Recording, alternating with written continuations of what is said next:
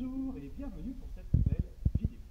Aujourd'hui, on va travailler le soto-uke sur peut-être plusieurs formes.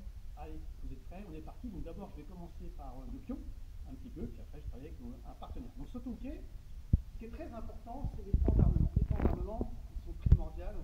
Je vais vous expliquer après pourquoi en face à face. Donc quand vous faites du soto-uke, n'hésitez pas à tendre votre bras dans l'axe ici, déjà, pas décaler. Ensuite, armer ici, sur ce mouvement. Essayez de bien ouvrir, vu le côté ici, je ne m'arrête pas simplement là, je vais vraiment beaucoup plus loin ici. Hop, on va contracter ici au niveau des dorsaux. Voilà. Puis ensuite, bien sûr, je vais faire ce mouvement soto-uke. Alors, quand vous faites ce mouvement de soto-uke, vérifiez bien que votre coude est bien placé vers le bas ici. Ensuite, votre poing à peu près sous l'angle de votre épaule ou votre pied d'appui sur votre ajiashi, c'est la position neutre, la position que vous avez quand vous êtes debout, en tout cas, ou dans le yoidachi. Donc ce mouvement-là, soto-uke. Quand vous le faites en kion, même principe, quand vous avancez, tendez bien ce bras ici, toujours dans l'axe, c'est-à-dire légèrement ramener votre bras, pour ensuite ici, armer comme vous avez fait tout à l'heure, et ensuite bloquer. On va retrouver ce bras ici à 45 degrés, le poing aligné par rapport à votre pied arrière, et on retrouve, comme tout à l'heure, le coude vers le bas. Donc je suis ici, je reviens. Ok. Donc ça, encore très important. Donc maintenant, application avec mon partenaire.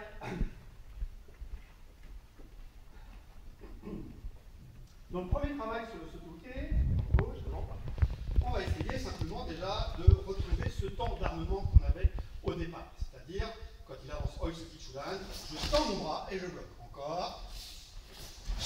Encore, stop. Okay. Donc on retrouve ce temps d'armement. Le temps d'armement, il va être important. Ce qui va me permettre, maintenant, je se met en gauche, quand il va faire ce travail de Oisuki Chudan, de prendre cette mesure-là. Votre bras qui se tend, il va avoir une première fonction, c'est la fonction déjà de la notion de mon partenaire quand il se déplace. C'est-à-dire, je suis ici, hop, mon bras m'indique qu'il rentre dans une zone qui va commencer à être risquée, en tout cas être dangereuse. Quand je fais ça, 1, 2, je bloque.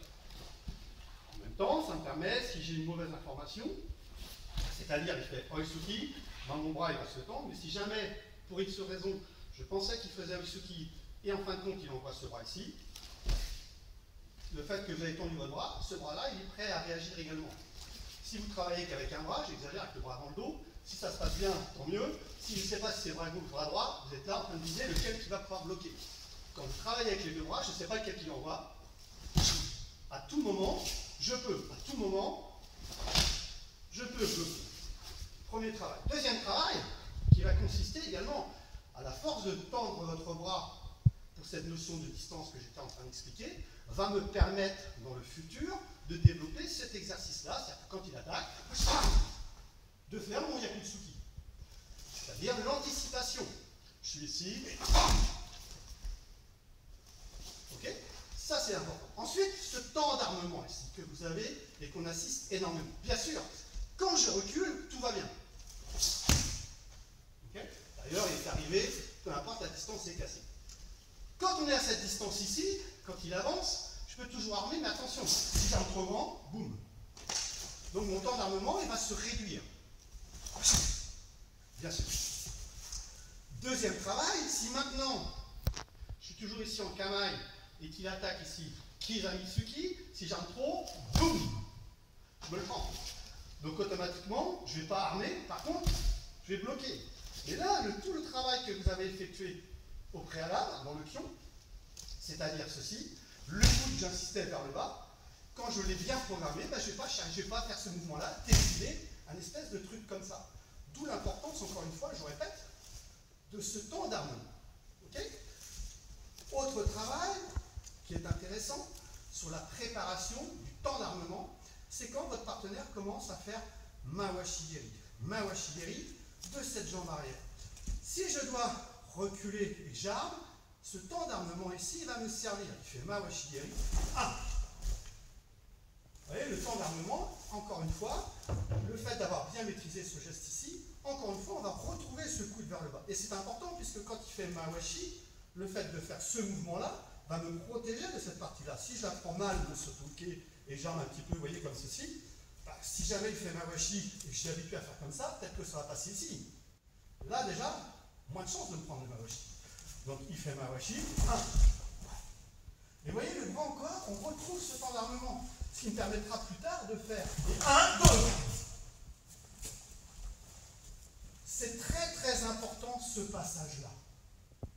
Okay. Encore une fois, et là bien sûr, je vais commencer à faire 1, 2, 3, Soto. Travail qui est beaucoup plus simple, il va saisir, c'est ce mouvement-là, bien sûr, Soto-ke. Et là pareil, ne confondez pas Soto-ke et Otoshi-ke. Donc quand vous faites Soto-ke, encore une fois, on retrouve le coude toujours vers le bas, dans cette articulation. Là c'est autre chose, surtout si vous le prenez ici, ça va faire ça. Ça ne va pas faire grand-chose. Par contre, si vous le prenez là, là on est dans le sens de l'articulation.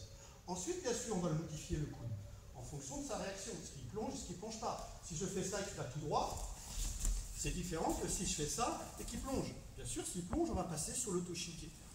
Mais là, le toshike, c'est un autre blocage. Même chose de sa jambe avant, le temps d'armement ici, 1. Ok, vous voyez, c'est encore une fois ce passage-là. Ce qui va me permettre plus tard de faire 1, 2. Encore une fois.